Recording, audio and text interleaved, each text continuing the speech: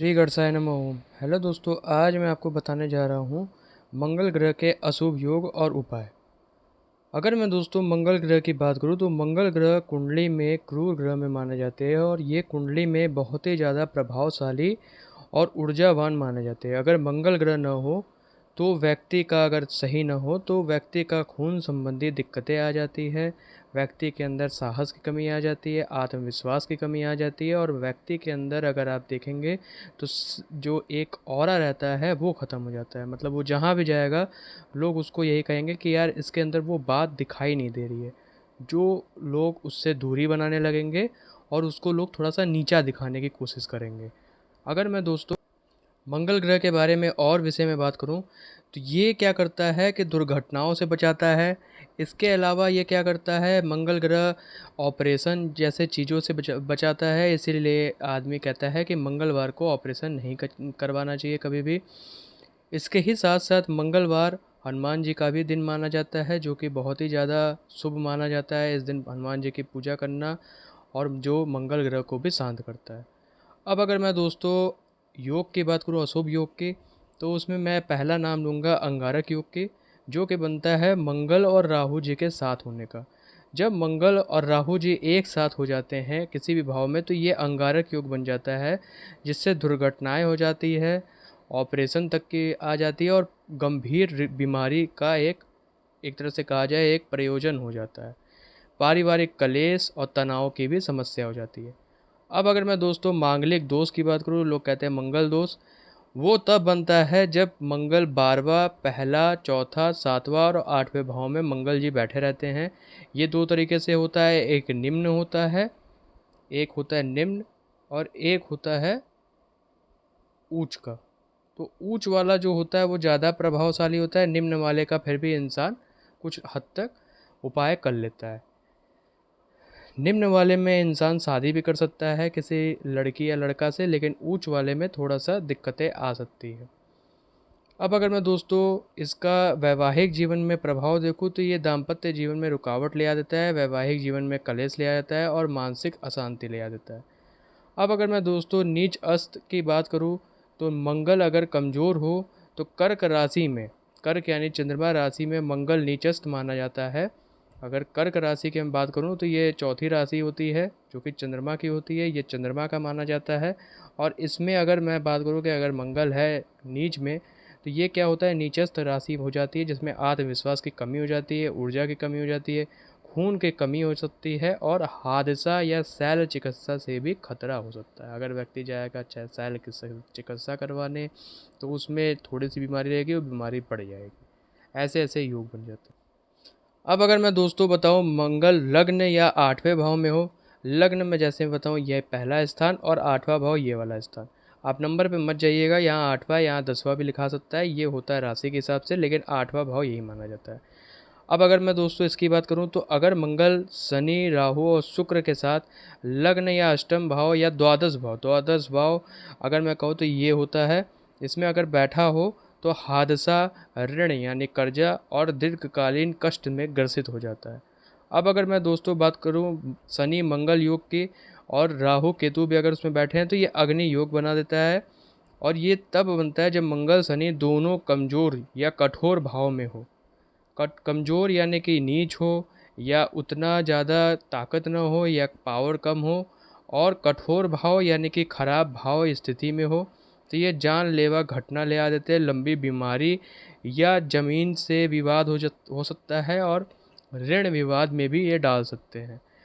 ये एक तरह से कहा जाए जीवन का जो सफ़र है उसको धीमा कर देते हैं, मतलब कोई भी काम धीमा धीमा होता है क्योंकि शनि है, उनकी रफ्तार धीमे चलती है और अगर मंगल भी खराब है तो वो दोनों मिल करके व्यक्ति के जीवन में कष्टमय जीवन डाल देते हैं।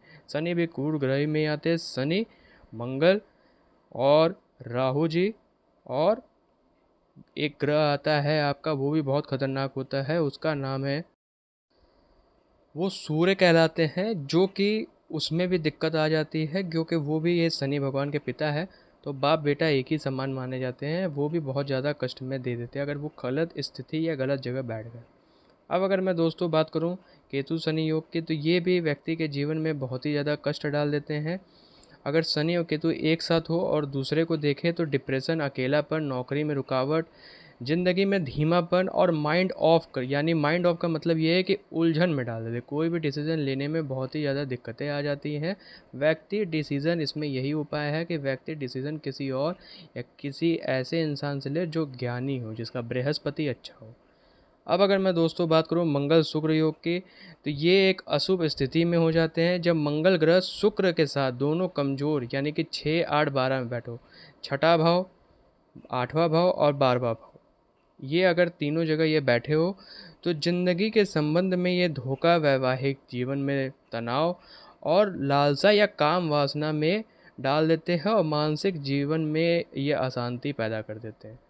तो अगर मैं इनकी बात करूँ शुक्र के लिए, तो अगर शुक्र को अगर सही करना है तो शुक्र को करना पड़ेगा या मंगल को सही करना पड़ेगा। मंगल का हम लोग पूजा भी कर सकते हैं या लाल मुगा पहन सकते हैं।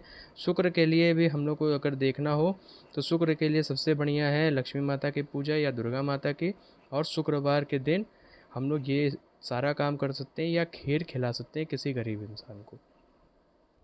अब अगर मैं दोस्तों मंगल बुध योग की बात करूं तो ये अशुभ योग होता है।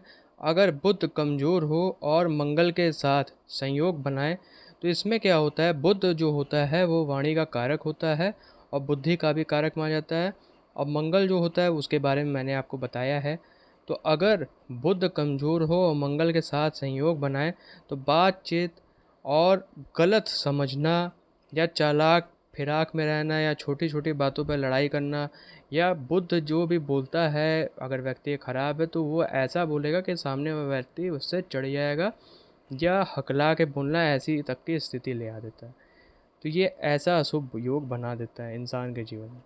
अब अगर मैं दोस्तों बात करूँ मंगल गुरु योग की, तो ये भी एक अशुभ योग बना देता है। तब बनाता है जब इंसान के जीवन में गुरु कमज़ोर हो और मंगल के साथ युति या दृष्टि या दुष्ट स्थिति में बैठा हो।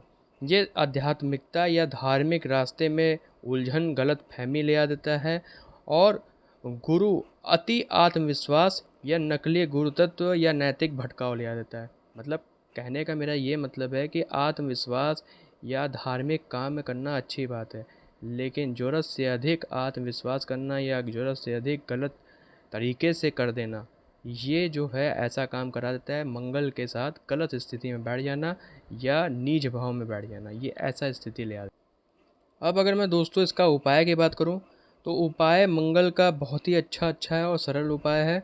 इसका ये है कि मंगलवार को हम लोग, जिसका भी खराब हो मंगल, वो हनुमान जी की पूजा कर सकता है।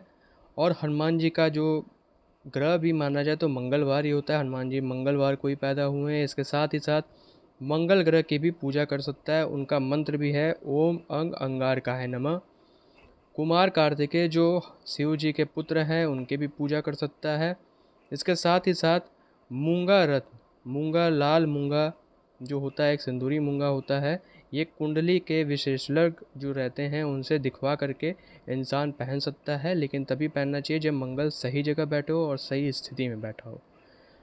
इसके अलावा इंसान सबसे अच्छा उपाय कर सकता है जो है दान का, मसूर की दाल का, गुड़, चना, लाल कपड़े का दान, गरीबों को भोजन खिलाना, दवा देना। ये तो मेरे हिसाब से सबसे बढ़िया ही उपाय होता है जो कि करना ही चाहिए। इससे और भी ग्रह शांत हो जाते हैं। और एक चीज़ और बहुत अच्छा होता है कि अगर मंगल किसी का ख़राब है तो उसको गुस्से से बचना चाहिए या कम बोलना चाहिए। अगर गुस्सा आ रहा है तो उसको कम बोलना चाहिए या वो उस जगह से हट जाना चाहिए जब तक उसके दिमाग में गुस्सा रहता है। कई लोगों को आपने देखा होगा कि गुस्से में रहते हैं, वो कुछ भी बोल देते हैं, बाद में उनको लगता है कि अरे यार हमने क्या बोल दिया, बाद में उनको गलत लगता है। लेकिन आपने तो भाई, वाणी और बाण एक समान होते हैं, सामने वाले को चुभ जाते हैं। इसके अलावा दोस्तों मंगल का जो ग्रह है उनका हवन, शांति, पूजा भी इंसान कर सकता है। इससे भी कई हद तक इंसान के जीवन में फ़ायदे आते हैं। और अगर मैं बताऊं कि मंगल का रत्न किस हाथ में पहनना चाहिए, तो मंगल का रत्न या अनामिका उंगली में पहनना चाहिए, यानी रिंग फिंगर में। तो आज के लिए दोस्तों इतना ही।